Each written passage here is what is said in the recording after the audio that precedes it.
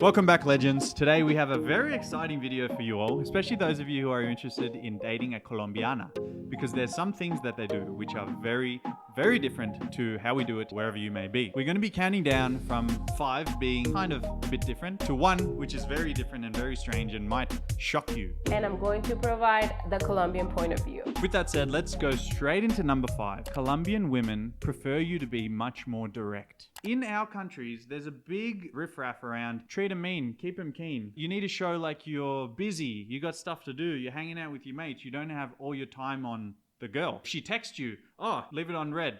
Text back in like a few hours or even the next day. It's all some sort of bullshit game, right? In Colombia, they don't do that. Isn't that right? Yeah, there is very little of what we call, I guess, the game. One of the things that I noticed here when I first got here in 2010 was that guys and girls, they grow up together with each other a lot. So guys are very comfortable being around women, whether it's within their own family, with cousins, but also in school, their friends. To your point that there is no game, the game in Colombia is very easy. You just talk to a person like if you were talking to your cousin, to your sister, even to your mother. It's a way different dynamic than in the United States. In the United States, guys are still paying $1,000, $2,000 to go to a weekend seminar to learn how to talk to a girl and play the game. Here, you don't have to play the game. Here in Colombia, you have to be direct because here we are very straightforward. So if you don't text back or you take a long time, we're gonna take it as if you're not interested. If you're interested, you text, you invite, you ask out. You don't have to be like playing any games with Colombians. Especially if you go to, like, for example, a salsa dancing club or whatever. The game there is just you put out your hand, she takes it and dances with you or not. Yeah. It's very easy. And here, if it's salsa, they're not going to reject you. You'll be dancing, touching, even talking and having a great time. And then you go back. She may even have a boyfriend. She may be not even interested in you, but you're dancing and you're getting to know. And that barrier of like, oh, you know, how can I pick her up? Yeah. What can I say to make her interested in ask me questions or answer my questions? There's none of that here, which is very refreshing. If you don't speed up, like you lose your chance. Like how many times a girl is gonna be asked out in a week? If you're not direct, then I'm not interested, I'm going with the next one, you know, ciao. You could be placing your own walls or your own barriers. Sure. Where you think like, wow, that girl is so beautiful. And you have her on this pedestal where you don't even go over and ask her to dance. And then she's asking your friends if you're gay. Because I've seen that. I've seen that. Yeah. I've seen that where a gringo is not only afraid to go talk to a girl because she's so beautiful, but on top of that, maybe they don't know how to dance very well and they're self-conscious and they don't want to look like a fool, where they could have easily said, hey, let's dance. I don't know how to dance. I'm just learning. Yeah. This is all I know. That's the greatest pickup line of all time. Because Now they'll teach she's you. Teaching you. They'll Yeah. teach you. That can work here. But it's all about being direct. You cannot be picking up women here if you're a pussy. You need to be a little bit more just like, as you said, break down those barriers of rejection, because they don't really care about that here. They're not going to laugh in your face or anything. Yeah. They're very polite people, and you can just go up. You need to make your intentions known, right? Yeah, that reminds me of my friend when he got here. So we'd go out and there'd be a group of girls and he's like, oh, I'm going to go talk to the fat one. And I'll be like, what do you mean? He's like, well, we need to break the circle. I'm like, break the circle? What the fuck are you talking about? Don't talk to the fat one. She's going to think you like her. Also, how did you find a fat woman in Colombia? Well, I guess the less attractive one. Okay. You might have to edit out some of this shit. But he said, I need to go talk to that less attractive one so I can break the circle. And I'm like, talk to the less attractive one to break that circle? What are you talking about? Just go talk to the one that you like. Ask her to dance. So he did. They ended up dating. Oh, wow. And it was like, I was like, wait. So this is your mentality coming from the United States, where you have to break a social circle by talking to the one that you're not interested in because you don't want to seem too forward. Here, there's none of that. It's like, if you like someone, you go up to them and say, you could even say, hey, I like you. A way I would put it is, in Colombia, it's a lot more animalistic. It's a lot more, let's say, basic. There's no games. You just need to tell someone, hey, this is how it is. I'm interested in you. You want it or not? And one of my friends told me this. What girls will do in the gym, if you're in the gym and you're pumping some bicep curls or whatever you do, a girl will walk straight past you and come and stand in front of you and maybe like be shown like this or something. And what they want to know is if you're a huevon or not. A huevon basically means like a shit kicker, like a guy without balls. And they'll come and kind of, do some flirting in front of you. And the real men in their eyes will be, hey, how are you? Or talk to them straight away. Have you heard about this? Yes. Yeah, it happens all the time. I go a little step further, talking about there not being the traditional game that in the U.S. sometimes these guys sell or dating coaches sell over there. But you still have to have some sort of game or at least a sense of humor, a personality. So, for example, that'll happen to me every now and then at the gym. Girl comes up and she's doing some moves in front of you. And I'll go up to her. And I can see that she looks up like she in her mind is like, okay, he's going to talk to me. And I'll say, perdón, ¿te puedes mover un poco? Like that. I'll be like, es que me estaba mirando. Estás enfrente de mí, me estaba mirando cuando estaba. That will like send them completely bonkers. They're like, and you could see what the thoughts racing in their mind.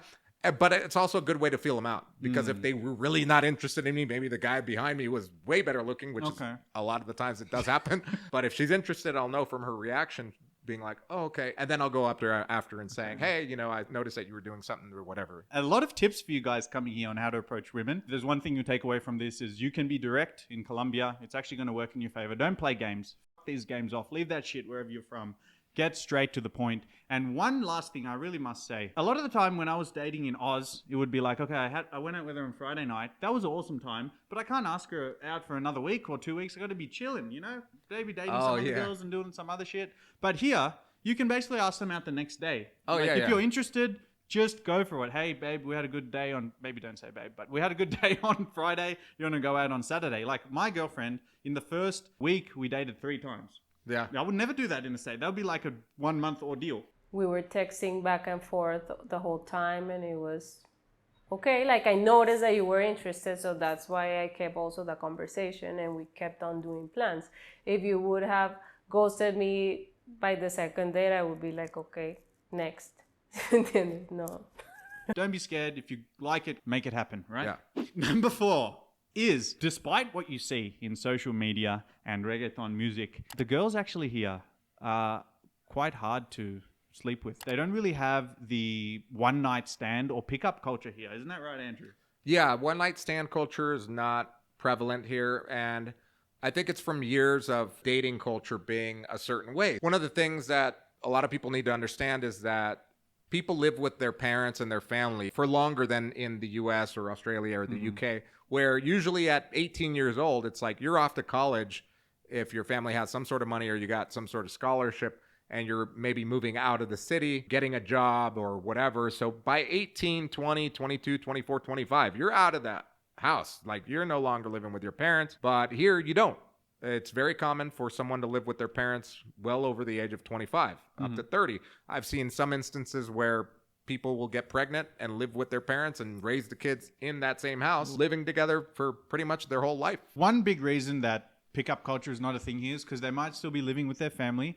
But there's another reason as well, and that's safety, right, Andrew? Yeah, that's true. Yeah, because of the history that Colombia has had with safety, you just don't bring like a stranger over to your house. Out of all my friends, I don't think they have ever had like a random one night stand, maybe in another country, or maybe because they knew the guy from before, a friend of a friend, like they have some sort of reference, not just like bringing anyone to your house on a first date. Normally, Colombian girls are going to date like within their friends group or like a friend of a friend. They got introduced into their group and they started dating. But it's not that common that you're sitting at a cafe and someone randomly starts speaking to you and you, okay, I'm going on a date with this guy. That's not that common here in Colombia. They're a lot more careful about who they let into their lives at such an early stage in a relationship. So I have heard cases where you be dating a girl 6-7 times before it ever gets to that stage. So the lesson here is be a bit more patient. Don't just give up because you haven't slept with her after the first or second date, because she still might be very interested, but it just takes a little bit longer here sometimes. Number 3 on the list of cultural differences in dating in Colombia. You might be introduced to the family very early in the relationship. Yeah, it's happened a handful of times in the 13 years here. It would be the first or second or third date, and part of the date is me going to their house and meeting the family. And in one occasion, they were having a party, and we just ended up staying there the whole time. And I was dancing with the grandma, with the aunt, with the cousins, and having a great time eating with the family. And it was amazing because In the US, you would have to be in a pretty serious relationship for quite a while in order for something like that to happen. Colombians really like hanging out with their family. Don't think that this is like a big deal to them or like, oh my God, we just like are going to get married or anything like that. No, meeting the parents is so casual here. It doesn't mean nothing important. Can often take 6 months or a year or sometimes years for you Yeah. to meet your partner's parents. But here, second date, you can be right over there. So Yeah, it can be a lot very overwhelming for some of you guys, especially if you don't speak Spanish. But just enjoy the experience is all I can say. AK and myself have come together to create the Medellin Masterclass, where we give you in-depth information about dating and culture in Colombia and more. For this masterclass, we're only taking on 10 people. Make sure to click the link below, fill out the form, and we'll have a conversation to see if you're a good fit. In the meantime, back to the video. Number 2 on the list, now we're getting to the nitty gritty. You're expected to pay for basically everything in terms of dating. Some of you guys might be from countries where 50-50 split is very common. You go on a date, you take out a girl the first time, you pay for it, it's kind of like the manly thing to do, you impress them, whatever. A lot of the times I've actually had women fight with me and be like, nah, I earn my own money, I'm paying, I don't want you to pay for me. It's very different when you are, let's say, a foreigner, or you're living in a strato 6 or 5, and you're dating a girl that's maybe living in a strato 3, 2. For them, just to get an Uber to come over to you could be a day's work. Paying 25,000 pesos to get to your house and then going back home, another 20, that's 50,000 pesos. That's $10, yeah. And that's a day's work. Could be a day's work for somebody, especially if they come from a lower income. That could be very daunting for them. And a lot of the times they may even flake because of that. So people coming and dating here in Colombia, say they meet a beautiful woman and they want to take her out. Should they get on the front foot and be like, hey, I'm going to pay for you. Let's do this. Is that a good thing to do? I would say absolutely, because I'd rather not let money get in the way of something that could be amazing, like a friendship or a relationship. Let that figure itself out later. To answer your question, if you're coming from another country and you're making $2,000, $3,000, $5,000 a month, you could pay a $2.50 taxi or Uber. I understand that when you're dating a girl the first couple of times, it's even in our country, it's like, yeah, you take a girl out a few times. And once you develop more of a relationship, you start moving towards that 50-50, right? At least from where I am in Australia, that's what happened. I never really had any girls who, when we went to the second date, at least they were like, no, you paid for the last time, I'm going to do this one. And they would insist. But here, once you move past even the initial part of dating, when you're in a relationship, should you also pay for everything? Well, I mean, that just comes down to the relationship and personalities and also economics. If you're coming here and you're dating a girl that's making about the same amount of money as you, then yeah, splitting it is great, and especially if it's a relationship. Okay. I mean, that works. So it's not a cultural thing. And let me ask It's you an this. economic thing. Let me ask this in another way. So we're foreigners, we earn a lot more money, hence we pay for girls, right? Yeah. What if you're a Colombian man and you earn the same as a Colombian woman? Do you also pay for everything? No, like for example, when I was a teacher in downtown at a really big language school, and I only taught young adults. There were men and women in those classes, and I would always ask this stuff like, so who pays on the dates? And the women always even said, the men do. And I'm like, okay, that's the first date, second date. And I would ask, well, what about now? Does your husband pay everything? She's like, no, we've been together forever. We split everything. And I'm like, oh, so there is a turning point where, you're a couple. Yeah. You're working together for a goal. So there is that dynamic here. In my group of friends, all of the ones that are in long-term relationships, they always go half and half. I don't have any friend that is like a stay-at-home partner. No. Everyone works and pays half of the bills of everything. Now, if you're a foreigner making a lot of money and you keep paying and paying and paying and you pay forever, they call that el marrano. What's that mean? That means you're the pig. Everyone's eating from the pig. So it's a term here. Okay. It's like, oh, he's the marrano. And that term wasn't invented for gringos or foreigners coming here. That term was invented for other Colombian men that were being taken advantage of because they were very generous and they had money to be generous. And they were being taken advantage of. So when that's happening, Colombian on Colombian, that person is called the pig, el marrano. So it's not really a cultural difference. It's more just a disparity in earnings. For example, if you're dating someone that is from a lower income level here, they call them estratos. Let's say a strato 3.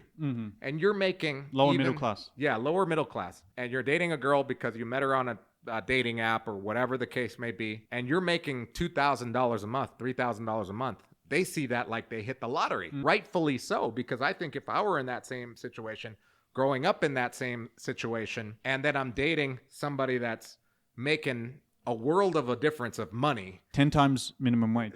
10 times minimum wage, I would be like, okay, the way that they're brought up is way different than someone that is brought up in a middle to upper class family where work is valued, your pride is valued a lot higher. Yeah. It could be economical, and that's in that situation an economic difference, but it's also a cultural difference. Yeah. It's the same thing in your country, wherever you're at right now. If you're dating a girl from the ghetto and you live in the hills, do you think you're going to be splitting bills with that girl from the ghetto? It's a very good point you make. Use your brain. Don't be the fucking marrano out here.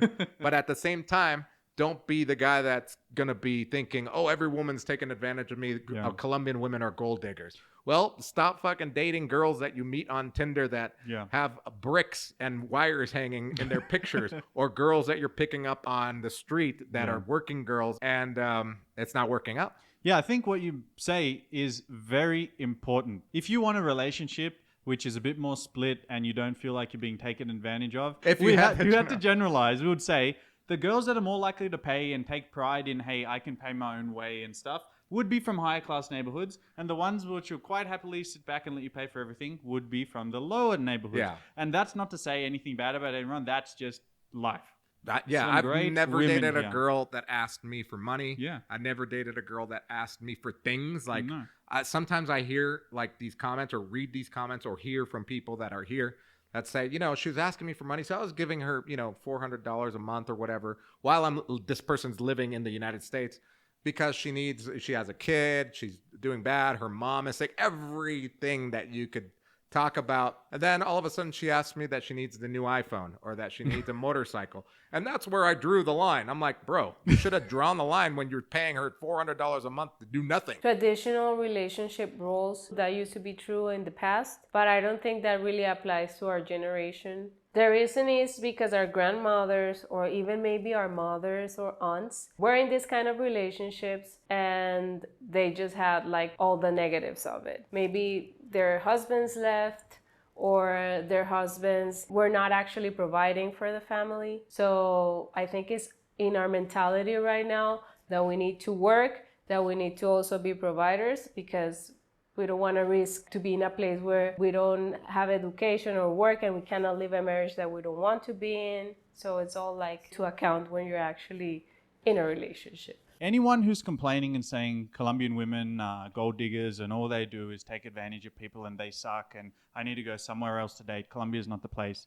Stop being a little bitch. Basically, you need to grow up and you need to be a fucking man, because you're getting taken advantage of because you're going for the wrong women. There's a word for that here in Spanish. Lo barato sale caro. Whatever is cheap usually ends up being more expensive. That also applies to dating. Like when you take the easy route, when you pay for women of the night and you try to make a relationship with them, because I've seen that happen here. Or even not even women of the night. If you just pay a woman and the only thing you offer is money, how do you think that's going to end up? Yeah, she's seeing you only because you are the pig. And there are some guys that are okay with that. Yeah. And they don't complain about it. Yeah. Kudos to you guys. Yeah. But for those that do complain, it's like, okay, grow Grow some up, balls, yeah. increase your standards, work on yourself, be the best version of you. I can only talk from my experience. I cannot talk about like all the women in Colombia. So I'm an educated woman with a stable job. From my social circle and how I have approached my relationships, I think maybe the first 2 dates they will pay for me, but then it's like, okay,